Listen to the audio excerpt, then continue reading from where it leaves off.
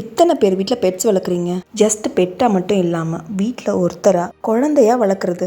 எனக்கு சில பேர் தெரியும். இங்கே எத்தனை பேர் இருக்கீங்க? கமெண்ட்டில் சொல்லுங்கள். அப்படி ஒரு பெட்டோட ஸ்டோரி தான் இது. நிறைய மேஜிக்கல் ஸ்டோரிஸ் கேட்டிருப்பீங்க. இது டிஃப்ரெண்ட்டாக இருக்குமான்னு கேட்டால் இல்லை, சிமிலராக அப்படியே ஒரு ஸ்டோரி தான் இதுவும். அழகான ஃபாரஸ்ட்டை ஒரு குட்டி வீட்டில் பாட்டி கூடவும் ஒரு குட்டி பையன் கூடவும் இருக்கிறது தான் நம்மளோட க்ரீ வேறு யாரும் இல்லைங்க.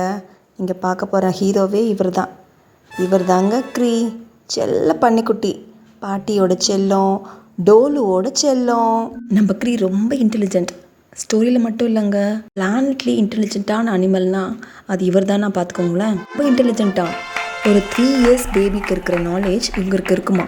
ஸோ இப்படி தான் லைஃப் போயிட்டு இருந்தது. ஒரு நாள் டோலு ஸ்கூலிங்காக வெளியூர் போக வேண்டியிருந்துச்சு. ஸோ அதுக்காக கிளம்புனான். டோலு நம்ம பாட்டியையும் க்ரீயையும் ரொம்பவே மிஸ் பண்ணான். இப்போ என்னென்னா, க்ரீக்கு டோலு கூடவே ஸ்கூலிங் போகணுமா. ரொம்ப அழறாரு. நானும் போயே தீருவேன் ஸ்கூலுக்கு, டோலு மட்டும் போகிறாள் அப்படின்னு அழறாரு. கொஞ்சம் அட்வைஸ் பண்ணுறாங்க. அப்படியே மனசை தேத்திக்கிறாரு. நெக்ஸ்ட் என்ன பண்ணலான்னு அப்படியே சோகமாக காட்டுக்குள்ள நடந்து போகிறாரு. டோலு கிளம்பிட்டான். இப்போ போர் அடிக்கும்ல, வேற யாராவது ஃப்ரெண்டு வேணும்ல.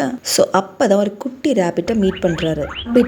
சொல்லு மச்சான், என்ன எப்படி இருக்க, எல்லாம் பேசிட்டு சரி வீட்டுக்கு கிளம்பலான்னு ஒரு மர பொந்துக்குள்ளே போயிடுச்சு நம்ம ரேபிட். என்னடா இது, ரேபிட் மட்டும் மரத்துக்குள்ளே பொந்துக்குள்ளே போயிடுச்சு, நம்மளால் போக முடியாதா? போகிறேன் பாரு நான் பொந்துக்குள்ளே அப்படின்னு யோசிச்சு ரேபிட் கிட்ட பெட்டு கட்டி, முடியல, பின்ன நம்ம ஆள் சைஸு பெருசு, உள்ளே போக முடியாமல் திணறிட்டாரு.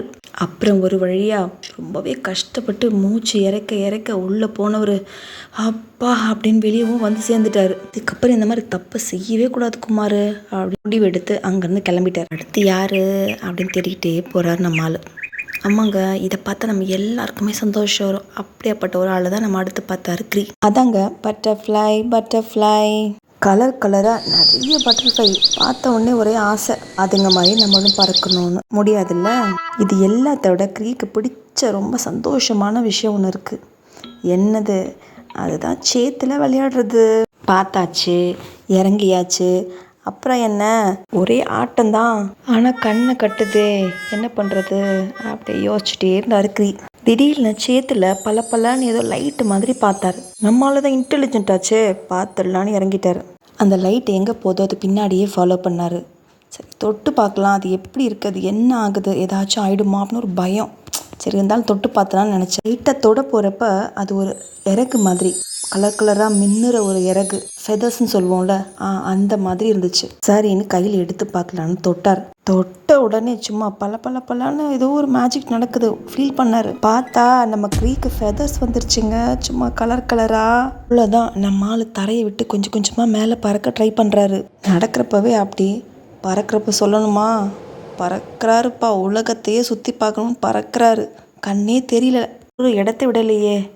ஆறு, குளம், குட்டை, மலை எல்லாம் பயங்கரமாக, ஈஸ்ட்டு வெஸ்ட்டு நார்த்து சவுத்துன்னு ஒரு சைடு விடலை, எதையுமே விடலை.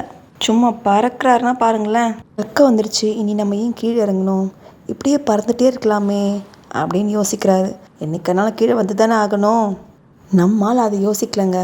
அடுத்து எந்த பிளானட்டுக்கு போகலான்னு யோசிச்சுட்டே இருக்கும்போது திடீர்னு பயங்கரமாக மழையில் திரும்பவும் நம்ம க்ரீக்கு ஒரு சேஞ்சு.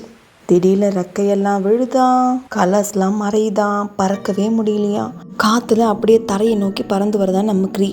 சேத்துல ரொம்ப சத்தமாக கத்திக்கிட்டே கீழே தரையை நோக்கி கிட்ட நெருங்கிடுச்சு. கண்ணை திறந்து பார்த்தா நம்ம ஆள் விழுந்த இடம் அதே சேரு. அப்போ தான் நம்ம ஆளுக்கு ஒன்று புரிஞ்சுது, நம்ம தூங்கிட்டோம் பங்கு, இதெல்லாம் வெறும் கனவு தான் அப்படின்னு புரிஞ்சுக்கிட்டாரு. ஏன்னா நம்ம ஆள் குட்டையில் விழுந்த உடனே தூங்கிட்டாரு, பயங்கரமாக தூங்கிட்டாரு. அவ்வளோதாங்க, நம்ம க்ரீ எழுந்தாச்சு, அடுத்த மிஷனுக்கு கிளம்பிட்டாரு. இதுவும் குழந்தை மாதிரி தானேங்க. என் வீட்டையும் இப்படி ஒரு க்ரீ இருக்காங்க. இன்னைக்கு பார்க்குற மூவிக்கு நாளைக்கு ஹீரோ ஆகிடுவாங்க. உங்கள் வீட்டில் இருக்காங்களா? கீழே கமெண்ட் பண்ணுங்கள். வீடியோஸ் பிடிச்சிருந்தா லைக் பண்ணுங்கள், ஷேர் பண்ணுங்கள், மறக்காமல் சப்ஸ்கிரைப் பண்ணுங்கள். Thank you so much.